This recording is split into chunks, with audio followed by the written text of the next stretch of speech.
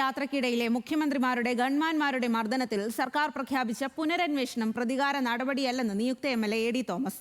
പ്രതിഷേധിക്കാനുള്ള സ്വാതന്ത്ര്യത്തിന് മേലുള്ള കടന്നുകയറ്റമാണ് അന്നുണ്ടായത്. അത് ആവർത്തിക്കാതിരിക്കാനാണ് അന്വേഷണം.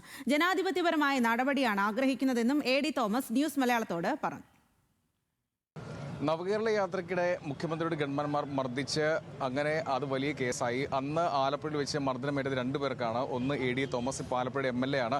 അതോടൊപ്പം യൂത്ത് കോൺഗ്രസ് നേതാവായിട്ടുള്ള അജയ്. 2 പേർക്കുമാണ് മർദ്ദനമേറ്റത്. ഇപ്പോൾ പുതിയ സർക്കാർ വന്നു, UDF സർക്കാർ വന്നു, അന്വേഷണം പ്രഖ്യാപിച്ചിരിക്കുകയാണ്. വലിയ സന്തോഷം. UDF സർക്കാർ അധികാരത്തിൽ വന്ന് മണിക്കൂറുകൾക്കുള്ളിൽ തന്നെ ഇങ്ങനെ ഒരു തീരുമാനമെടുത്തതിൽ കേരളത്തിലെ പൊതുജനങ്ങൾക്ക് വലിയ സന്തോഷമുണ്ട്. പ്രത്യേകിച്ച് ഞങ്ങൾ 2 പേരും വളരെ സന്തോഷത്തോടെ ഈ ഒരു തീരുമാനത്തെ നോക്കിക്കാണുകയാണ്. അന്ന് തലയ്ക്കാണ് അടിയേറ്റത്, ചോരയ്ക്ക് വന്ന് രക്തത്തിൽ കുളിച്ചാണ് ഉണ്ടായിരുന്നത്. ഇപ്പോൾ ഈ ഘട്ടത്തിൽ പലതവണ ഈ അന്വേഷണം വേണമെന്നും ആവശ്യപ്പെട്ടതാണ്, അന്നൊന്നും ചെവിക്കൊണ്ടില്ല. ഇപ്പോഴാണ് അന്വേഷണം പ്രഖ്യാപിച്ചത്. ഒരു പ്രതികാര നടപടി എന്നൊക്കെ പുറത്ത് പറയുന്നുണ്ട്, അങ്ങനെയാണോ?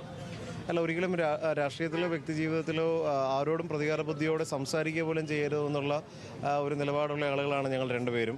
പക്ഷേ ഇതൊരു രാഷ്ട്രീയ പ്രതികാരത്തിന് അങ്ങനെ ചിന്തിക്കുന്നതിനേക്കാൾ അപ്പുറം ഒരു അഭിപ്രായ സ്വാതന്ത്ര്യത്തിന് മേലുള്ള ഒരു കടന്നുകയറ്റം, പ്രതിഷേധിക്കുവാനുള്ള ഒരു അവകാശത്തിന് മേലുള്ള ഒരു കടന്നുകയറ്റം അതിനി ആവർത്തിക്കാൻ പാടില്ല. അതുകൊണ്ട് ന്യായമായ രീതിയിൽ നിയമപരമായി ജനാധിപത്യപരമായി ഒരു നടപടി, മാതൃകാപരമായ ഒരു നടപടി ഉണ്ടാകണമെന്ന് മാത്രമേ ഞങ്ങൾ ആഗ്രഹിക്കുന്നുള്ളൂ.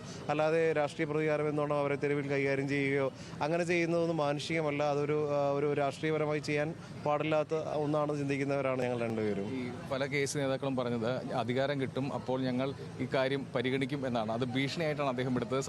അദ്ദേഹം ഒരു പരാതി കൊടുക്കുകയും ചെയ്തിരുന്നു. സ്വാഭാവികമായി ഇത് ഞങ്ങളെ സഹോദരങ്ങളെ പോലെ ചേർത്ത് പിടിക്കുന്ന കേരളത്തിലെ പൊതുജനങ്ങളും ഞങ്ങളോടൊപ്പം സംഘടനാ പ്രവർത്തനം നടത്തുന്ന ഞങ്ങളുടെ സഹോദരങ്ങൾക്കും സ്വാഭാവികമായി അതൊരു വളരെ വൈകാരികമായി എടുക്കും. ഇപ്പം നമ്മളെടുക്കുന്ന ഒരു വിശാലമായ ഒരു രീതിയിൽ അതെല്ലാവരും ഉൾക്കൊള്ളണമെന്നില്ല. അതുകൊണ്ടുള്ള സ്വാഭാവികമായ ഒരു പ്രതികരണമാണ്. എന്നാലും അങ്ങനെ ആരെയും കായികമായി ആക്രമിക്കരുതെന്നുള്ളതാണ് ഞങ്ങളുടെ ഒരു സ്റ്റാൻഡ്. അന്ന് ക്രൂരമർദ്ദനമാണ് നേരിട്ടത്. ഇപ്പോൾ തോമസിന്റെ പ്രചാരണത്തിലൊക്കെ ആ വീഡിയോ ക്ലിപ്പുകളൊക്കെ വന്നിട്ടുണ്ടായിരുന്നു. അതൊക്കെ എത്രയും സ്വാധീനിച്ചിട്ടുണ്ടെന്ന് മനസ്സിലാക്കുന്നത്. തീർച്ചയായും സ്വാഭാവികമായി എന്നെ ഒരു സ്ഥാനാർത്ഥിയാക്കുമ്പോൾ, ഞാനൊരു KSU പ്രവർത്തകൻ മാത്രമാണ്, എന്നെ സ്ഥാനാർത്ഥിയാക്കുമ്പോൾ കേരളത്തിൽ അങ്ങോളം ഇങ്ങോളം കഴിഞ്ഞ 10 വർഷക്കാലം ക്രൂരമായ മർദ്ദനത്തിന് ഇരയാക്കപ്പെട്ട അജയ്യെ പോലെയുള്ള ആയിരക്കണക്കിന് ചെറുപ്പക്കാരുണ്ട്. അവരുടെ ഒരു പ്രതീകമായ ഒരു ബിംബമായി എന്നെ അവതരിപ്പിച്ചു എന്നത് മാത്രമാണ്.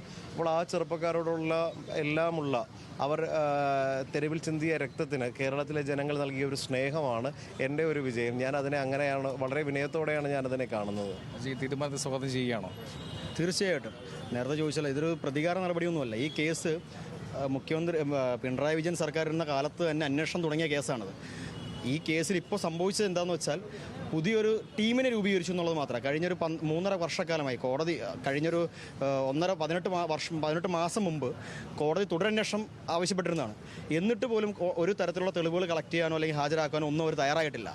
സ്വാഭാവികമായും പുതിയൊരു ടീമിനെ വെച്ചുകൊണ്ട് അന്വേഷണം പ്രോപ്പറായി സത്യസന്ധരായ ഉദ്യോഗസ്ഥരെ വെച്ചുകൊണ്ട് അന്വേഷണം നടത്തി അതിന് എത്രയും പെട്ടെന്ന് തെളിവുകൾ കളക്ട് ചെയ്ത് കോടതിയിൽ ചാർജ് സമർപ്പിക്കണമെന്നുള്ളത് മാത്രമാണ് ഞങ്ങൾ ആവശ്യപ്പെട്ടിരുന്നത്. അല്ലാണ്ട് അത് ഒരിക്കലും അതിനകത്തൊരു അവരെ ഭീഷണിപ്പെടുത്തുകയോ മറ്റു കാര്യങ്ങളോ ഒന്നുമല്ല അതിനെ. എന്തായാലും രക്ഷാപ്രവർത്തനം എന്നാണ് മുഖ്യമന്ത്രി അന്ന് അതിനെ വിശേഷിപ്പിച്ചത്. അത് ഇപ്പോൾ അന്വേഷിക്കാനാണ് പുതിയ സർക്കാർ തീരുമാനിച്ചിരിക്കുന്നത്. റിബിനൊപ്പം ബിനിൽ ലീല സാബു, ന്യൂസ് മലയാളം, തിരുവനന്തപുരം.